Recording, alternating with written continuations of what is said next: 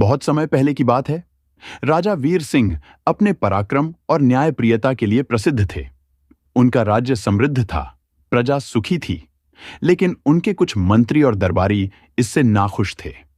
वे राजा को हटाकर खुद शासन करना चाहते थे, लेकिन वीर सिंह जैसा वीर राजा किसी साजिश से आसानी से नहीं हारता। इसलिए दरबारियों ने काले जादू का सहारा लिया। अमावस्या की रात गुप्त रूप से एक तांत्रिक को महल में बुलाया गया। राजा के सिंहासन के नीचे भयंकर तंत्र मंत्र करके एक शापित रेखा बना दी गई। उस रात के बाद राजा के व्यवहार में बदलाव आने लगा। वो जल्दी क्रोधित हो जाता, फैसले गलत करने लगा और अजीब अजीब चीजें देखने लगा। कई रातों तक राजा को लगता कि कोई परछाई उसके कक्ष में चल रही है। जब भी वो दर्पण देखता, उसकी परछाई धीरे धीरे मिटने लगती।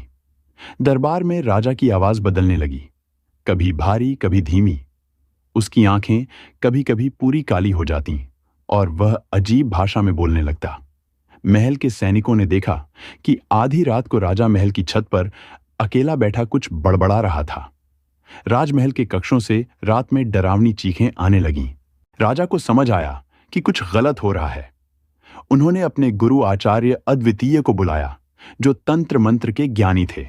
आचार्य ने राजा को गंगा जल और यज्ञ के मंत्र दिए और सिंहासन के चारों ओर सुरक्षा चक्र बनाने को कहा।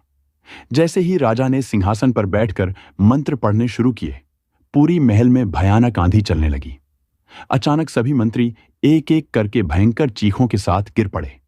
उनके शरीर से काला धुआं निकलने लगा। तांत्रिक की शक्ति पलटकर उसी पर आ गई और वह राख में बदल गया। राजा वीर सिंह ने तुरंत सभी दुष्ट मंत्रियों को गिरफ्तार करवा दिया और महल को पवित्र कराया।